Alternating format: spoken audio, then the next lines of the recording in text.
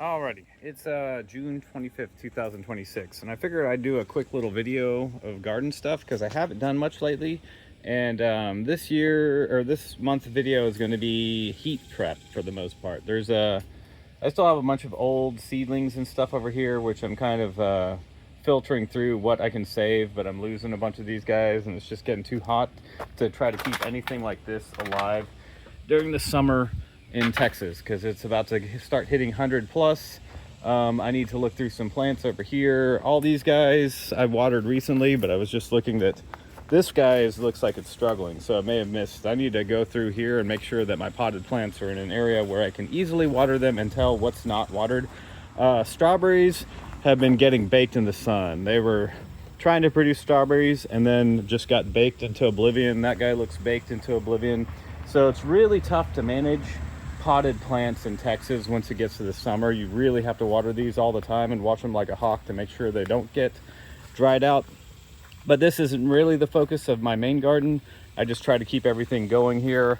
I had strawberries that were up front in a wheelbarrow, and those guys were getting baked to death. So I just transplanted them out here, and this at least is a giant shade zone. There's tons of shade, but it still gets really hot. I lost some plants out here last year just from the heat. But anyway, so I'm going to just focus on this area later. Like in the next week, I need to get this ready and dialed in. What I do plan to mention over here is potted plants. It's good to have like a kiddie pool that you can throw them into, so that at least you can water a layer of water in the kiddie pool and follow to make sure that these guys are all properly watered. I've seen some of my crepe myrtles, which these guys are, getting kind of beat up just from like drying out. Like this guy's too thin for that. I need to move him to a new pot, and I'll see if I can. But anyways, I got some flagstone, and I'm going to rebuild my patio later because I'm going to bring it out the expansion all the way to the outer edge of like here, and redo this section because this is just kind of like thrown together, and this is just not really the garden, but it's going to be my backyard here soon enough. But that's probably a fall activity. I don't even want to mess with that during the summer. Over here I have all my leaves and bags of coffee and mushroom compost. I need to break out the leaf shredder and start shredding these up, but also it's low priority. I'm not too worried about them right now. I'm going to focus on other things. So like, yes, I try to have these available whenever I mow my yard, so I can fill it in with those are my browns for my compost. But right now it's not my priority. Over here are my hops. I got actually 2.5 ounces of hops already. There's a few more hops at the top of this vine that I need to pick. I got some sage and onions and stuff, but otherwise this section I have it set up with this little rainwater catch system. So I'm just gonna trigger that on and then have it like water a little bit. So this section is gonna get watered. I'll probably put a cover over here just so this doesn't bake too hot in the sun. These are a multi-year plant when it comes to hops, so I want them to not get baked into oblivion. I'll probably have to cut out this pecan, although it looks like it's a really nice pecan starting, and there used to be a pecan growing right here, but it's also right under the tree, under the power line, so I don't need that going. But anyway, so main focus is the main part of the garden. Right now I have shade cloths. I built a shade structure this year that's more engineered than last year. The poles are about 10 feet apart and 8 feet tall. I made sure that I had them tall enough that if I run my regular sprinkler, that it's not going to be spraying the top. I have to do X's across so it's not letting these hang down. I'm using some rubber bungee things, but some of these have broken. These ones from last year that I bought, I think at Ollie's, suck. I bought some new ones to see how good they are. But otherwise I have some to replace that right now. I just haven't yet.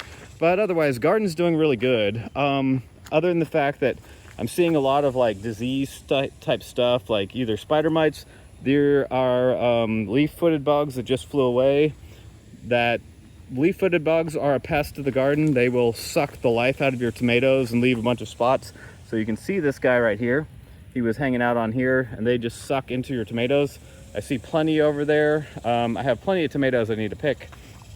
So tomatoes are doing really good. I have about 50 something tomato plants, but I need to cut back all these dead branches, spray these guys with neem oil tonight, and maybe even an fungicide or something, because Like the tops of them are doing pretty good on green, but they're like starting to look diseased even near the top. And once the top gets diseased, then the whole plant dies. If you can keep the top growing happy and keep the bottom trimmed out, then they can keep growing for a while. But you can see this guy, he's just like, hey, don't mess with me. I want this tomato. But I have tons of tomatoes, and like these guys are flying all around. So these guys are a complete pest of the garden. So don't feel bad about getting rid of them if you need to. I hate these freaking vines. They grow everywhere. I ripped them out with a vengeance. There's a bunch of random weeds I have growing, but I've done pretty good at managing weeds because I threw down cardboard underneath the mulch. And the mulch, that keeps the weeds at bay really, really well compared to what I've had to deal with the past few years. This is my pepper section. There's a bunch of tomatillos right here. There's some sunflowers. I'll let a few sunflowers go in the garden, but they eat up a lot of resources. So I do like flowers. I have a giant section of sunflowers right there, and they'll grow wherever I plant them, or wherever they land, essentially. You don't have to really do anything with sunflowers. They're one of the hardiest plants you can. So I try to keep them out of the garden because they eat too many resources. Get out of here, you stupid leaf-footed bugs. But anyways, they're like stuff over here. Like this guy's looking totally yellow. Like it's not looking so good. That, what is that? Pink, Wonder Star pink variety. Like my pink and purple varieties, like Cherokee purple, black cherries, pink varieties, they seem to have the worst disease resistance.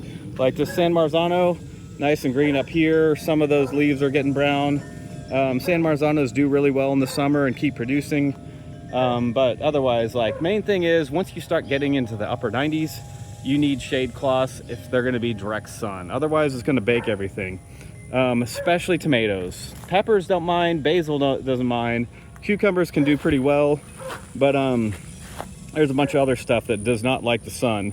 So I have more shade cloths I'm going to use, and that brings another point. It's like these ones are, I've had these for a few years. Some of them are torn up. I ripped the corners out of a few of them, like that one's missing the corner, but they're still holding up, and that's another reason why I have the X's over here. So I'm not pulling all the weight of the shade cloths from the corners to rip out the corners, because they will do that if you have shade cloths up for too long and just hung up without any type of support. So this section I haven't done like X's across, and I'm just using electrical, or it's like electrical pull tape. Mule tape is the name of it. But basically it's super strong and super cheap per foot, so it works really well. And I'll set up more over here. What I end up having over there, there's a pile of old trampoline netting, the exterior trampoline netting that holds kids in from jumping out of your trampolines.